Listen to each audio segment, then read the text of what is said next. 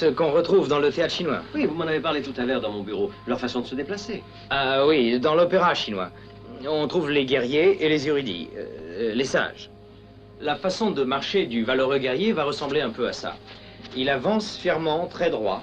On pose, on courbe, on tend et on repart de zéro. L'honorable sage va plutôt marcher comme une femme. Du moins, il devra présenter un aspect fragile, gracile. Il va marcher comme une frêle jeune fille. Il aura les épaules comme ça. Oui, donc, à leur façon de marcher, on devine à qui on a affaire. Oui, c'est ça. Quel personnage ils vont représenter. Bon, vous voulez nous faire une petite démonstration de kung-fu? Oui, c'est difficile sans adversaire, mais je vais faire de mon mieux. Attendez, on va vous trouver quelqu'un parmi nous. Charlie. Oui, ce serait mieux. Charlie, tu as le physique qu'il faut. Un accident est toujours possible, mais rassurez-vous. Il y a différentes façons d'attaquer. Tout dépend de l'endroit que vous visez. Et aussi de l'arme que vous voulez employer. Pour les yeux, il faut employer les doigts. N'ayez pas peur, je fais attention. Pour les yeux. Ou un coup direct au visage. Ça part de ce point. Et on frappe. Une seconde. On va déplacer la caméra pour mieux suivre la démonstration. Oui, voilà. Mets-toi comme ça, Charlie.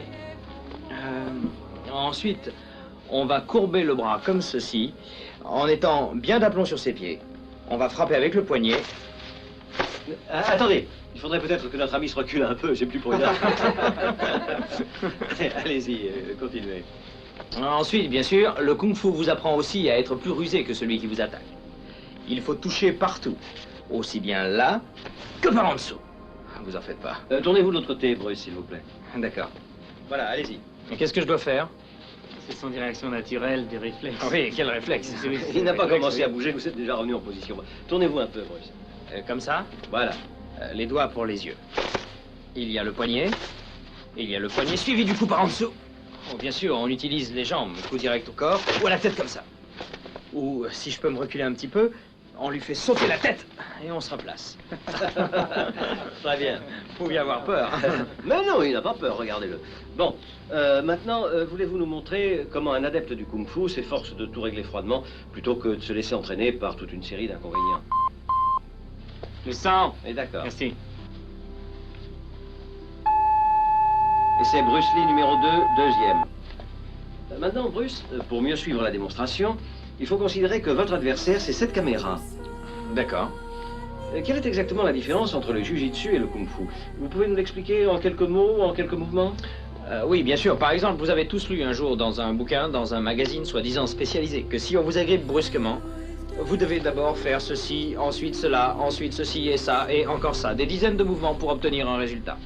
Oh, eh bien, ce genre de magazine vous indiquera comment faire peur à votre ennemi et plaire à votre petit ami. Bref, à rouler des épaules.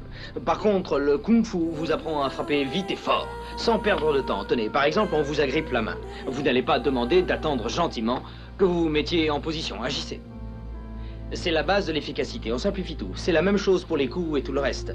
Cet art martial repose sur le plus strict minimum de gestes, de sorte que tout soit le plus simple du monde, le plus direct. Et c'est réglé. Il faut agir simplement. Pas de ya, de cris et de coups de poing distribués n'importe où. Ouf. Bonsoir, monsieur. Maintenant, Bruce, Oui. voulez-vous nous montrer quelques figures de kung-fu? Le pratiquant du kung-fu a la possibilité de s'entraîner seul ou avec un partenaire. Pour s'entraîner seul, il faut se livrer à différentes figures qui doivent imiter le cygne, ou bien le singe, ou la menthe religieuse. Tenez, voilà un exemple. On commence comme ça.